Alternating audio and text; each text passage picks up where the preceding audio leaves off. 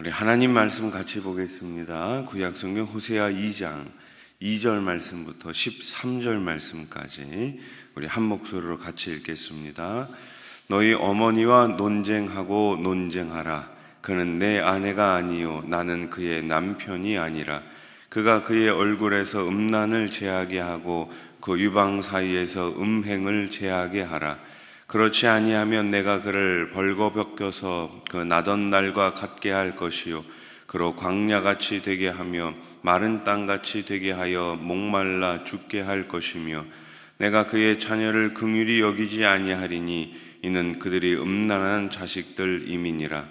그들의 어머니는 음행하였고 그들을 임신했던 자는 부끄러운 일을 행하였나니 이는 그가 이르기를 나는 나를 사랑하는 자들을 따르리니 그들이 내 떡과 내 물과 내 양털과 내 삶과 내 기름과 내 술들을 내게 준다 하였음이라. 그러므로 내가 가시로 그 길을 막으며 담을 쌓아 그로 그 길을 찾지 못하게 하리니 그가 그 사랑하는 자를 따라갈지라도 미치지 못하며 그들을 찾을지라도 만나지 못할 것이라. 그제야 그가 이르기를 내가 본 남편에게로 돌아가리니 그때에 내 형편이 지금보다 나았음이라 하리라. 곡식과 새 포도주와 기름은 내가 그에게 준 것이요 그들이 바알을 위하여 쓴 은과 금도 내가 그에게 더하여 준 것이거늘 그가 알지 못하도다. 그러므로 내가 내 곡식을 그것이 익을 계절에 도로 찾으며 내가 내 새 포도주를 그것이 맛들 시기에 도로 찾으며 또 그들의 벌거벗은 몸을 가릴 내 양털과 내 삶을 빼앗으리라. 이제 내가 그 수치를 그 사랑하는 자의 눈앞에 드러내리니 그를 내 손에서 건져낼 사람이 없으리라. 내가 그의 모든 희락과 절기와 월삭과 안식일과 모든 명절을 폐하겠고 그가 전에 이르기를 이것은 나를 사랑하는 자들이 내게 준 값이라 하던 그 포도나무와 무화과 나무를 거칠게 하여 수풀이 되게 하며 들짐승들에게 먹게 하리라. 그가 귀걸이와 폐물로 장식하고 그가 사랑하는 자를 따라가서 나를 잊어버리고 향을 살라 바알들을 섬긴 시일대로 내가 그에게 벌을 주리라. 여호와의 말씀이니라. 아멘. 하나님의 말씀은 간단하고 명료합니다. 하나님의 말씀은 그래서 누구든지 듣고 누구든지 깨달을 수 있습니다. 사람이 무엇을 가까이 하고 무엇을 멀리 하는지를 하나님의 말씀은 분명히 가르쳐 줍니다. 하나님은 이스라엘 백성에게 우상 숭배를 떠나 남편 대신 하나님만 섬기라고 말씀하십니다. 우상 숭배는 영적 간음입니다. 하나님은 이스라엘 백성이 우상 숭배의 음행을 돌이키지 않는다면 철저히 심판하시겠다고 말씀하십니다. 하나님의 백성은 돌이키라는 하나님의 명령과 하나님의 경고를 들어야 합니다. 선민, 하나님께 택함 받은 이스라엘은 하나님과의 언약을 파기했습니다. 그들은 하나님을 등지고 우상을 따라갔습니다. 하나님은 그런 그들에게 그는 내 아내가 아니요 나는 그의 남편이 아니라고 선언하십니다. 오늘 본문 2절 말씀을 다시 보세요. 너희 어머니와 논쟁하고 논쟁하라. 그는 내 아내가 아니요 나는 그의 남편이 아니라. 그가 그의 얼굴에서 음란을 제하게 하고 그 유방 사이에서 음행을 제하게 하라. 아멘. 우상 숭배는 결국 하나님의 진노를 불러옵니다.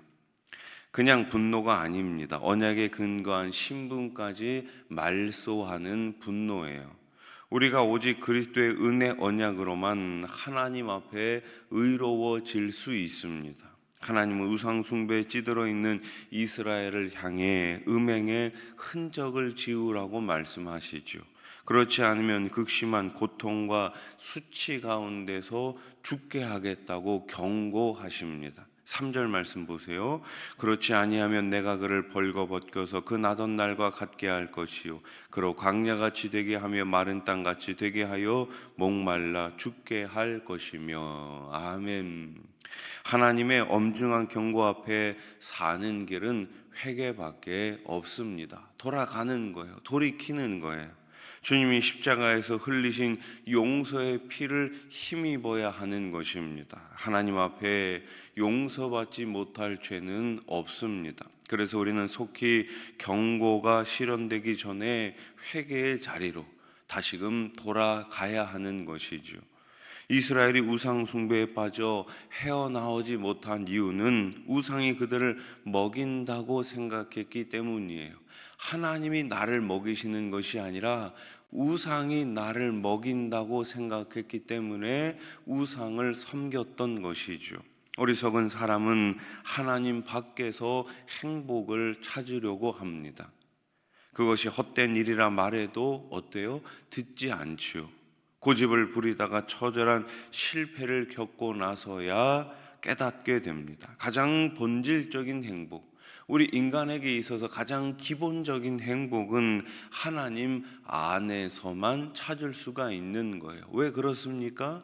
하나님이 저와 여러분들을 만드셨기 때문이에요. 하나님께서 저와 여러분들을 창조하셨기 때문에 하나님께서 저와 여러분들을 잘 알고 계시는 것입니다. 그래서 하나님 안에 있을 때 우리는 참 행복을 가질 수가 있고 그 행복을 누릴 수가 있는 것이죠. 집을 떠나면 고생하는 것밖에 안 됩니다. 집 안에 있을 때 참된 행복을 누릴 수가 있는 거예요. 부모님과 함께, 가족과 함께 있을 때 우리는 참 평안과 행복을 누릴 수 있는 것이 아니겠습니까? 아무리 이 세상을 돌아다녀 봐야 참된 행복은 주어지지 않습니다. 사람이 찾는 진정한 행복은 신앙 울타리 안에 있는 거예요.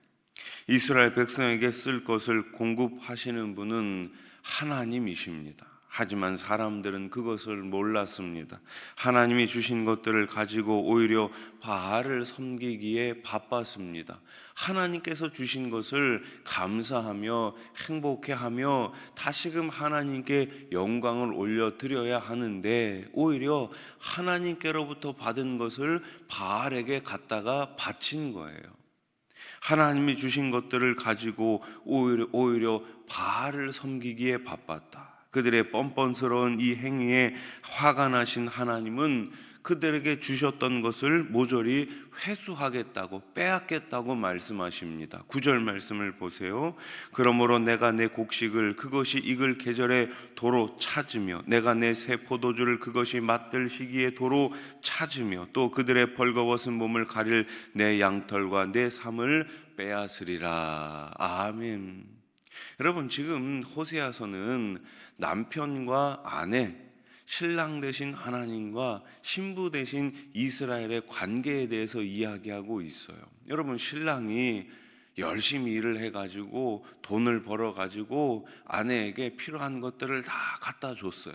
그러면 이 아내는 어떻게 해야 됩니까? 남편을 위해서, 가족을 위해서 이 가져온 것을 가지고 잘 사용해야 되는 것이 아니겠습니까?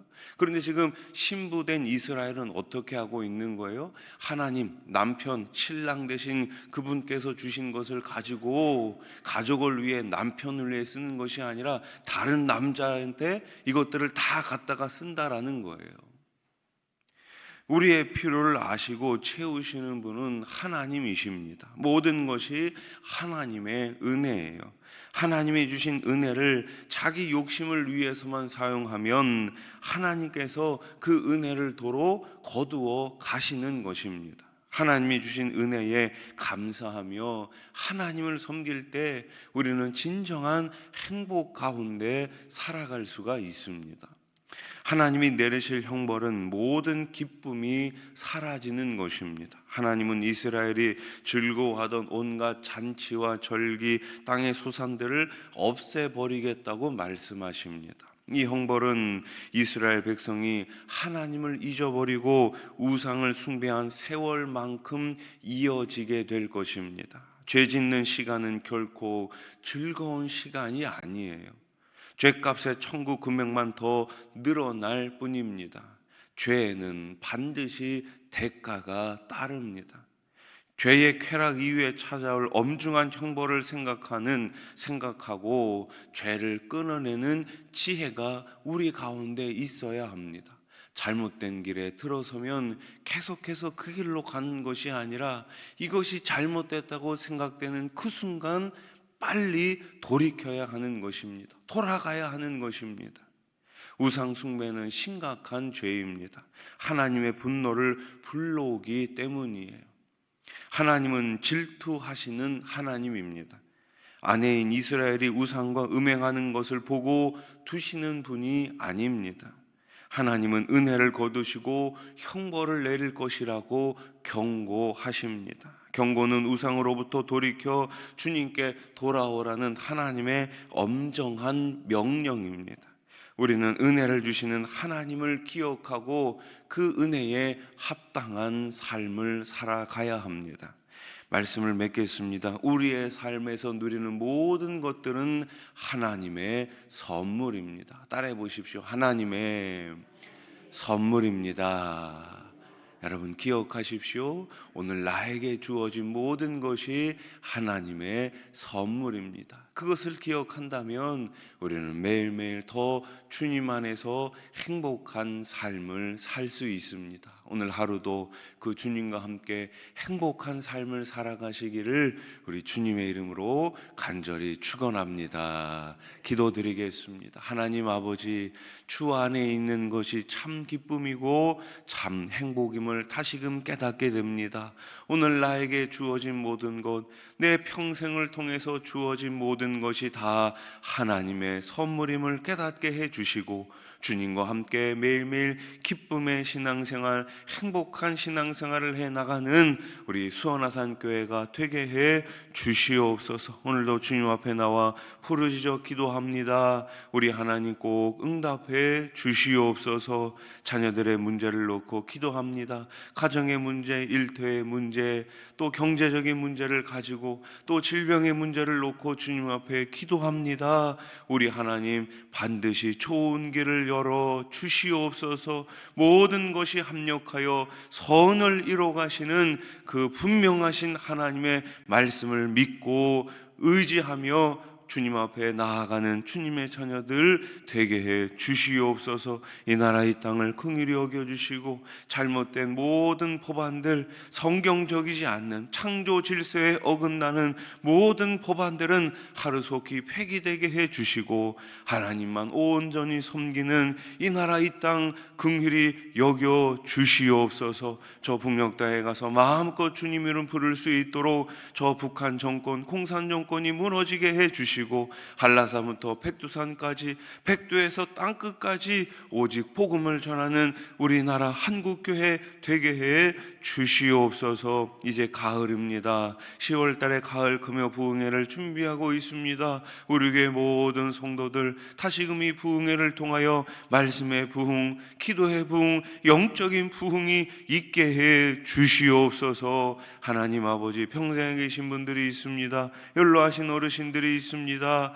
예수 소망 가지고, 십자가 소망 가지고, 천국 소망 가지고 살게 해 주시옵소서. 오늘 이 새벽에 부르짖어 기도하는 모든 기도와 간구를 통하여서 우리 하나님께서 다시금 우리의 가정을 회복시켜 주시옵소서. 예수님의 이름으로 기도드립니다. 아멘.